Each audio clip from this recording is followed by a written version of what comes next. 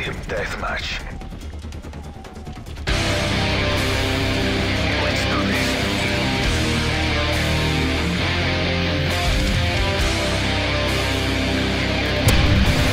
Taking the lead. Assassin.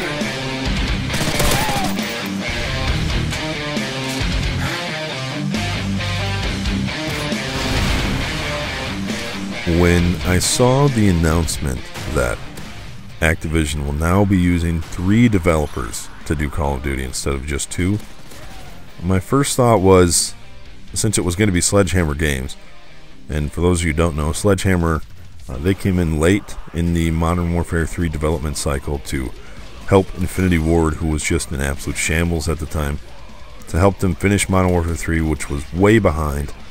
And I guess who knows how much Sledgehammer actually helped. I mean, they could have just been polishing a turd at that point. So I don't know how much we can look into the fact that they made or helped make Modern Warfare 3.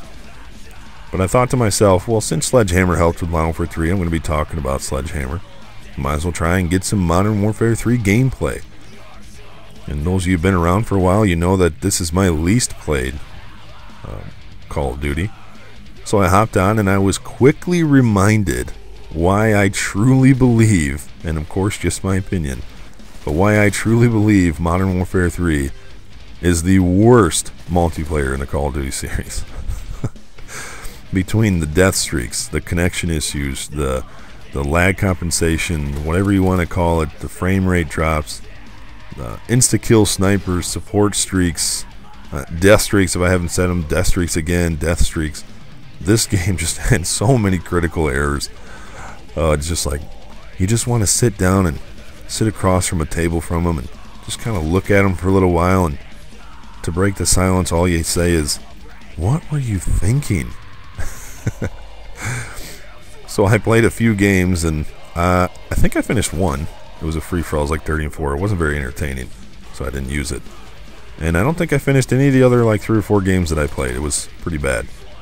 And so I figured I'd hop on my computer and see if I had any Modern Warfare 3 games buried anywhere, and I found this one, and it wasn't titled anything.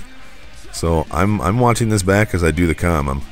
Since I'm running Specialist, I'm kind of hoping I get a Moab, but I guess we'll see where it goes. But I guess the big question is, now that they're running in 3-year cycles, do you think that Call of Duty now stands a chance to get better?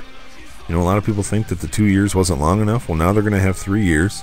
That's a whole nother year to work on the function and the features of the game. That's a whole nother year to work on additions, to come up with new ideas. I know a lot of you have, at least a lot of my subscribers, have quit Call of Duty, and for some reason you come back. And to be honest, if you still watch my Call of Duty videos and you don't even play Call of Duty, or you quit the series or whatever, and you still come back to watch, some people may think that's silly. I think that's really cool, and I just want to say thanks. But anyway, do you think that the extra year is going to make any difference for the Call of Duty series? So now they're going to have 3 developers cycling 3 years, and I also think that shows that Activision really isn't ready to throw in the towel yet. If they're working on this new 3-year plan, I don't think Activision plans on going anywhere with the Call of Duty series for a while. I think they, well, I guess that answers the question of the Moab. Oh, look at this beast. That was a 20. And quit being a baby crying, standing there looking at the scoreboard. It's only a 20 streak.